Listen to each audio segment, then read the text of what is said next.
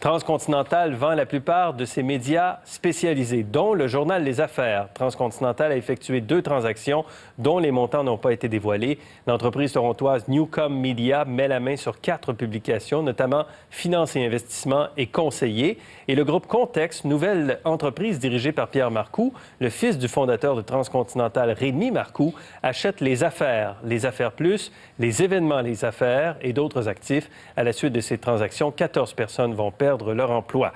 Pierre Marcoux est notre invité ce soir. Bonsoir, M. Marcoux. Bonsoir, M. Filion. Alors, quelle est donc cette transaction? Quel est l'intérêt de faire cela? Qu'est-ce qui arrive avec le journal Les Affaires? Quelle est la suite des choses? Bien, ce qu'on a annoncé aujourd'hui, c'est que j'ai fait l'acquisition, dans mon cas, de la plateforme de la marque Les Affaires, oui, ainsi que des marques Contec et Benefits Canada.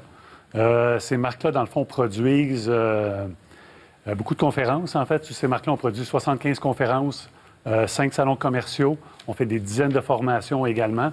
Et on produit des publications papier et numériques qui viennent, dans le fond, supporter la croissance de cette entreprise-là qui passe par les événements. Vous me parlez beaucoup de marques, vous me parlez beaucoup des salons et des événements. Oui. Et je voyais aujourd'hui que le journal Les Affaires ne sera publié qu'une fois par mois, à partir de 2020, c'est ça? Oui, effectivement. Est-ce qu'on assiste tranquillement à la fin du journal papier qui est le journal Les Affaires? Bien non, je crois pas, quand même pas à la fin, là. Aujourd'hui, dans le fond, aujourd'hui, on a un modèle qui se tient très bien avec 14 numéros de Les Affaires, un site web qui est très dynamique et 45 conférences sous la marque Les Affaires. Oui. C'est un modèle qui fonctionne bien parce qu'on fait des conférences, on répond à des besoins d'entrepreneurs, de gens d'affaires de manière très, très précise avec des solutions concrètes. Et dans le fond, le journal puis le numérique viennent appuyer, viennent entretenir une conversation toute l'année avec ces personnes-là pour, dans le fond, bonifier, si on veut, notre offre de conférence. Vous êtes le président de Transcontinental, qui devenait donc le grand patron de Contexte, cette nouvelle entité. C'est tout à fait ça, oui. Qui est une nouvelle entreprise complètement détachée et indépendante de Transcontinental. Oui, tout à fait. Alors, pourquoi c'est mieux ce nouveau modèle-là que vous créez aujourd'hui que d'avoir le journal Les Affaires Plus et les autres à l'intérieur de ce conglomérat qui s'appelle Transcontinental, qui est quand même une grande entreprise? Oui. Bien, TC Transcontinental a fait le choix de développer, dans le fond, son secteur de l'emballage souple et met énormément d'emphase là-dessus, ce qui est excellent pour l'entreprise. Moi, dans ce contexte-là, ça fait longtemps que j'avais le goût de devenir entrepreneur, d'avoir ma propre entreprise. Eh bien, j'ai levé la main. J'ai contacté, dans le fond, les gens au siège social de Transcontinental pour leur dire que c'était mon intérêt. Oui. On pense que comme entrepreneur, autant moi que l'autre personne, Newcom, on va avoir beaucoup plus de temps, beaucoup plus de capacité, en fait. On va être beaucoup plus rapide et agile pour développer ce qu'on veut faire. Et d'argent? Parce que ça ne va pas très bien dans le monde des médias d'information. Vous le savez, depuis des années, aux affaires, vous tentez de trouver des revenus, de faire fonctionner le modèle d'affaires. Oui, puis je pense que dans les 10 dernières années, on a quand même réussi. Mon père a acheté ce journal-là il y a 40 ans. Il y a 40 ans. En 1979. À ce moment-là, il y avait une plateforme, c'était le papier.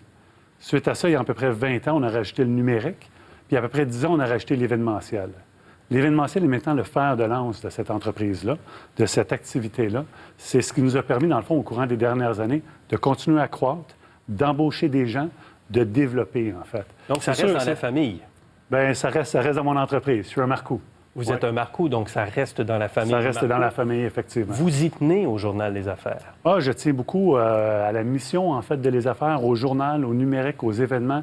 On a une belle mission. La mission, c'est de répondre aux besoins des gens d'affaires, de leur apporter des solutions concrètes, puis on le fait sur l'ensemble de nos plateformes. Est-ce que ce journal-là que je tiens dans mes mains, est-ce que je le tiendrai encore dans 1 an ou 2? Dans 1 an ou 2, je suis assez confiant. En fait, je suis très, très confiant. Je vais vous dire dans 3 ou 4 ans dans ce cas-là. Est-ce que ce journal-là peut disparaître? Écoutez, je ne peux pas prévoir le futur. Nous, la décision qu'on prend, c'est de s'ajuster à nos marchés et de répondre à nos missions.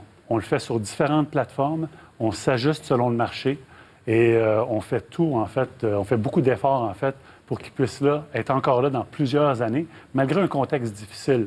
Mais il y a d'autres éléments dans ça. Il y a le numérique, je reviens encore, il y a les événements qui font en sorte que, globalement, c'est une entreprise qui est saine, qui est rentable et qui peut continuer d'aller de l'avant. Est-ce que vos investissements à venir vont surtout aller, justement, dans les événements, dans le type d'événements pour générer des revenus? C'est important, pour nous, d'avoir des marques fortes, d'avoir un produit imprimé et numérique fort, mais effectivement, la croissance va passer par les événements et c'est vers là qu'on va continuer à faire des efforts de développement importants, autant au niveau organique qu'au niveau d'acquisition potentielle. On voit les difficultés du groupe Capital Média présentement.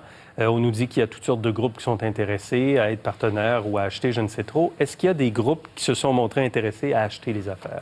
Bien, moi, j'ai fait une offre, puis à partir de ce moment-là, la compagnie était intéressée à poursuivre cette négociation-là. Vous étiez président de Transcontinental. Est-ce qu'il y a des groupes qui ont voulu acheter les affaires dans les derniers mois ou dernières années? Non, pas pendant que j'étais là. Vous n'avez pas eu d'autres offres? On n'a pas eu d'autres offres. Bon.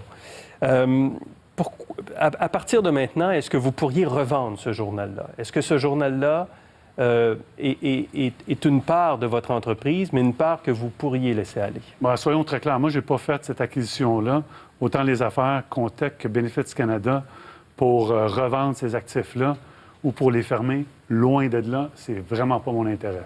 OK. Moi, je suis quelqu'un qui aime développer, puis on va continuer à bâtir sur ces marques-là. Avez-vous besoin du soutien de l'État, comme plusieurs médias d'information ces jours-ci? Ça, c'est sûr que ça aiderait. Écoutez, si on avait un crédit d'impôt lié à la création d'articles, à la création journalistique, c'est sûr que ça aiderait. C'est sûr que ça nous permettrait d'avoir plus de contenu, ça nous permettrait d'avoir un contenu bonifié, dans le fond, d'encore mieux répondre aux besoins de nos clients, de nos lecteurs. Fait que je ne vous dirais pas que ça aiderait pas, mais on s'en sort quand même en ce moment très, très bien avec le modèle qu'on a créé via l'événementiel. Alors, bonne chance, M. Marcoux. Merci beaucoup. Merci pour cet entretien ce soir. Merci à vous. Merci.